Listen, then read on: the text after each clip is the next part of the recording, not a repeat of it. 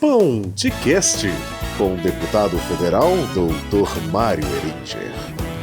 Meu amigo, minha amiga de Minas Gerais, meu companheiro, nós estamos aqui iniciando o nosso Pão de Cast. Pão de Cast, porque como mineiro a gente vai trazer o nosso pãozinho de queijo aqui, um pão de queijo pra gente comer. Ele vai comer porque eu tô de dieta, ele tá gordinho, mas ele não liga para isso. Mas esse ele aqui que eu tô falando é o meu amigo Gregory. O Gregory é um nosso amigo, um grande representante da diversidade no nosso partido, no PDT, e hoje é conosco candidato a deputado estadual pelo PDT de Minas Gerais. Então a gente está vindo aqui um pouquinho, eu já conheço alguma coisa da vida dele, mas que você também possa conhecer e entender quem é o Gregory. Eu imagino que você saiba, mas se não souber, sou o deputado federal Mário Eringer, sou candidato a deputado federal pela 6ª vez. Ganhei as outras anteriores. É bom que se saiba, também perdi, porque perder faz parte desse jogo. E eu queria começar, Gregory, pedindo que você cumprimentasse os nossos amigos e dissesse aos nossos amigos por que você está aqui. Ei, turma boa, sejam bem-vindos ao Pão de Cast do meu amigo, querido Dr. Mário Eringer. Eu quero, antes de tudo, agradecer a cada um de vocês que está nos assistindo e dizer que eu estou aqui hoje para a gente bater um papo bom, para a gente falar um pouco sobre a nossa Minas Gerais, para vocês me conhecerem um pouco, saberem um pouquinho da minha história, para a gente poder trilhar essa caminhada durante essa campanha aí, para a gente fazer algo bom para o estado de Minas. A primeira pergunta que a gente e as pessoas que não te conhecem vão querer saber é por que você, além de ter feito história, resolveu também fazer teologia, já tendo feito a sua designação sexual como homossexual. Bem, eu, na realidade, eu venho de uma família cristã, né, de um berço católico. Meu pai desistiu do seminário para casar com minha mãe. Opa, e seu aí, pai era quase um padre. Foi quase. E aí ele desistiu do seminário para casar com a mamãe. E aí, nesse jogo, eu cresci nesse ambiente cristão, católico, muito fervoroso. Eu também cresci nesse tipo de ambiente. E aí o meu sonho era ser padre, para eu poder seguir a carreira, né, do meu pai, que ele não concretizou. Só que... E pelo jeito você também não, né? Você não vai virar padre mais não, né? Só que aí é o seguinte, ao contrário do que muita gente acaba optando, eu não consegui sublimar a minha sexualidade. Aí eu não quis entrar para o seminário para poder viver uma vida dupla. E aí eu optei em não entrar. E nesse jogo todo, eu procurei uma igreja evangélica para tentar deixar de ser gay. E ali dentro eu comecei a me aprofundar mais, mergulhei, né, de cabeça e acabei me apaixonando pela teologia, pelos estudos, por entender melhor a Bíblia e tal. E aí, depois disso, eu acabei me assumindo, não pude mais permanecer dentro da igreja, né? Felizmente não deu certo a tal da cura gay, e ali eu conheci as igrejas inclusivas, né? Que acolhem todos e todas, e ali eu fui consagrado pastor naquela época, e ali eu falei, bem, vou fazer teologia para poder ter uma base concreta daquilo que eu vou falar, e aí acabei fazendo tanto a licenciatura em História pelo gosto pela história e bacharelado em Teologia, para eu poder entender mais a minha fé. Poxa, legal, uma história boa. E hoje você não é mais pastor? Hoje eu não estou mais pastoreando, eu me encontrei hoje nas religiões de matriz africana, tenho praticado bem aí, praticando a caridade. Eu acho que o que importa nesse negócio, desculpa a interrupção, é o respeito. Cada um tem que respeitar, tanto na questão da sexualidade, quanto na questão religiosa, na questão de cor, em todas as questões que são discutidas e estigmatizadas hoje. O mais importante para a solução desses conflitos, na minha opinião, é o respeito pelo direito do outro de escolher o que quiser, de estar onde quiser estar, de ser o que é. Esse é o Gregory. E por que o Gregory, decididamente um homossexual, fez teologia, e a explicação não podia ser melhor que essa, que é verdadeira. Mas Gregory, você hoje é coordenador lá do coordenador nacional de comunicação da Aliança GLBTI+.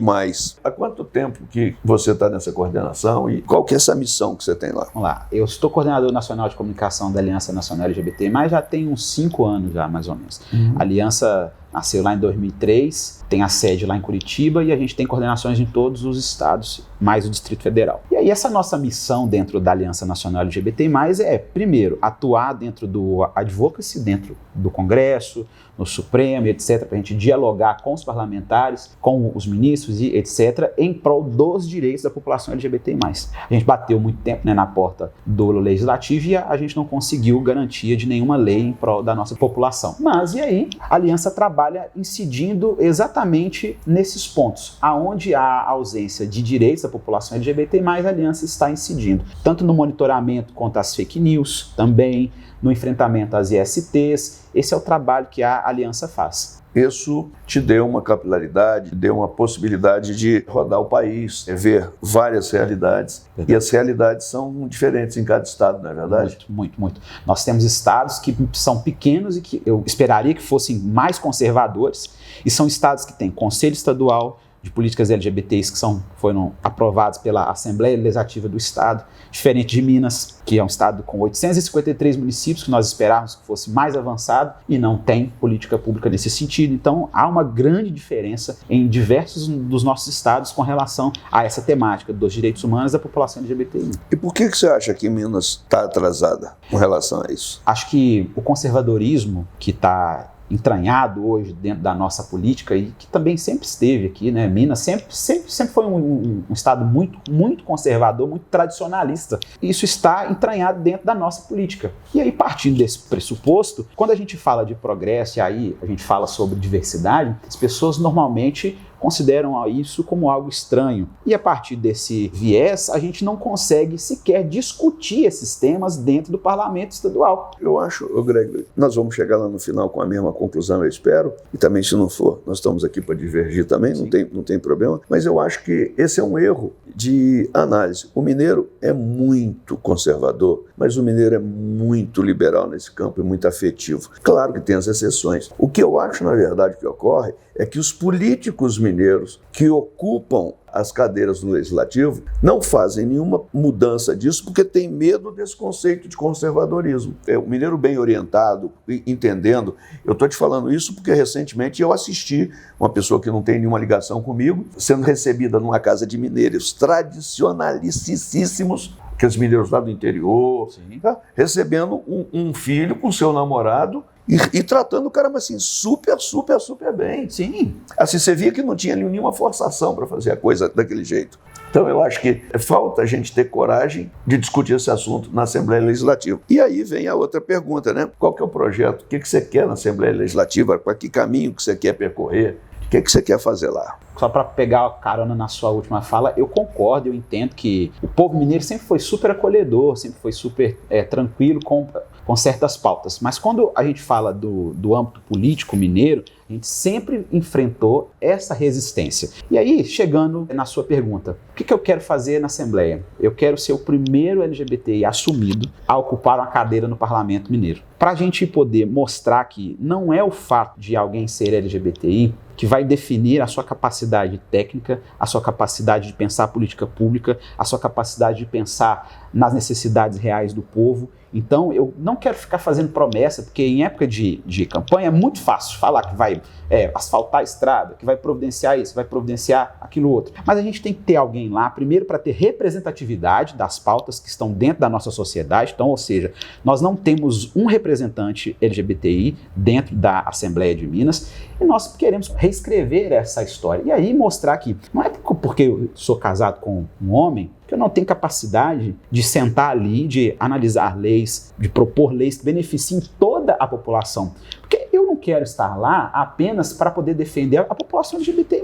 Hoje eu ia te fazer essa pergunta, agora você me tirou a pergunta, que às vezes as pessoas que estão defendendo bandeiras confundem. Elas não são eleitas para defender uma bandeira, elas são eleitas para defender toda uma situação que votaram em você como representante. E às vezes as pessoas confundem. É claro que nas bandeiras específicas você vai estar mais preparado e mais adequado para fazer o seu trabalho. Raquel, dá o pão de queijo aí, menino. A gente tem um pão de cast e a Raquel não traz nem o pão de queijo. Se você quiser comer, eu vou te dar um pedacinho aqui. Toma. Um pedacinho você. E a gente, depois que terminar aqui, nós vamos comer mais. Mas isso aqui é só para mostrar para vocês que tem pão de queijo no pão de cast. Exatamente. Então, gente, agora já chegou o nosso pão de queijo. Nosso podcast pode continuar. Vou te perguntar aqui, seus amigos, sua família, as pessoas que te cercam, elas acham que é legal a sua ideia de ser candidato? Elas te apoiam? Como é que é essa relação familiar e de amigos? Bem, a minha família foi uma das primeiras que tem me dado o apoio nessa candidatura. No começo, até minha mãe ficou um pouquinho preocupada. Será que vai dar certo? Eu falei, olha, eu não vou saber se eu não tentar. E os meus amigos, especialmente os amigos de militância e etc., têm me incentivado muito porque há hoje uma grande necessidade da gente oxigenar a nossa política mineira, a nossa política brasileira. A gente precisa de sangue novo nisso tudo. E aí eu coloquei meu nome à disposição né, depois daquele convite público seu e do Daciolo. Então, todas as lideranças LGBTIs das quais eu tenho contatos, meus amigos pessoais, têm me incentivado. Eu tenho me sentido honrado e lisonjeado de ver o apoio, né, dessas pessoas que sempre estiveram do meu lado na luta. E isso te deixa confortável ou te deixa mais responsável? Deixa mais responsável. Porque a partir do momento que você cria mais visibilidade, vai ganhando mais musculatura política, fora dos bastidores, dos quais eu sempre estive, sempre visitando o gabinete, perturbando o Mário, fazendo os pedidos lá das emendas e tal. Quando a gente coloca a nossa cara na linha de frente, a gente cria mais responsabilidade porque as pessoas passam a depositar confiança em você e passam a ver em você um representante que, se eleito, você vai falar por elas ali. Então, você passa a ter que ouvir as pessoas, compreender as demandas e entender que você vai ter que ter muito mais responsabilidade do que antes. Porque pensa, tantos parlamentares que são eleitos sequer miram o seu olhar para boa parte do seu eleitorado que o ajudou a ser eleito. E por isso eu me espelho muito em você. Obrigado. Pelo seu carinho, pela sua educação, pela forma como você trata todos os seus eleitores, atende, sempre dá um jeito de bater um papo. Quero ter intimidade, não só com os meus amigos, mas com todo o povo mineiro, para eu poder conhecer cada vez mais de perto a realidade, né, dos nossos 853 municípios. A responsa só cresce. Né? É isso mesmo, porque ser representante, você não é dono mais do seu próprio nariz. Você tem que buscar as melhores respostas, as melhores soluções para os problemas que se apresentam e se apresentarem, exatamente não pensando mais só em você. Exato. E às vezes você vai ter que votar contra o seu interesse pessoal, porque o interesse da maioria está sempre acima e das pessoas que a gente representa. Eu não tenho conflitos com relação a isso no meu mandato, que eu voto contra os meus interesses pessoais, que é a maior calma do mundo. O meu conflito é se eu votar contra as minhas crenças. E a principal delas é, junto aos nossos amigos, aos nossos eleitores, as pessoas com as quais a gente convive, é exatamente cuidar delas, Exato. Não cuidar de mim. De mim já tem Deus cuidando e está muito bom. E muito obrigado, senhor. E você, meu irmão, terminando aqui, eu quero só te perguntar para você, e as meias? Continua com meias criativas? Ah, continuo. Hoje eu tô com a meiazinha do Pernalonga. Eu tenho uma, e onde é que você compra essas meias fajutas desse jeito aí? Não vou fazer propaganda para a loja não, que eu não tô sendo patrocinado. Mas eu gosto. Já tá ficando estrela, não tem jeito. Uai, a gente tem que aproveitar, né, o verificado, né, da conta do Instagram e tudo mais. Mas essas lojas que vendem produtos nerd, essas coisas assim, eu sou muito fã de desenhos animados, coisas mais antigas, sabe? Eu sou um menino novo de alma velha. Então eu adoro essas coisas, tipo Pernalonga, Hanna-Barbera, Power Rangers, esses trens assim. Aí eu gosto muito desses trens.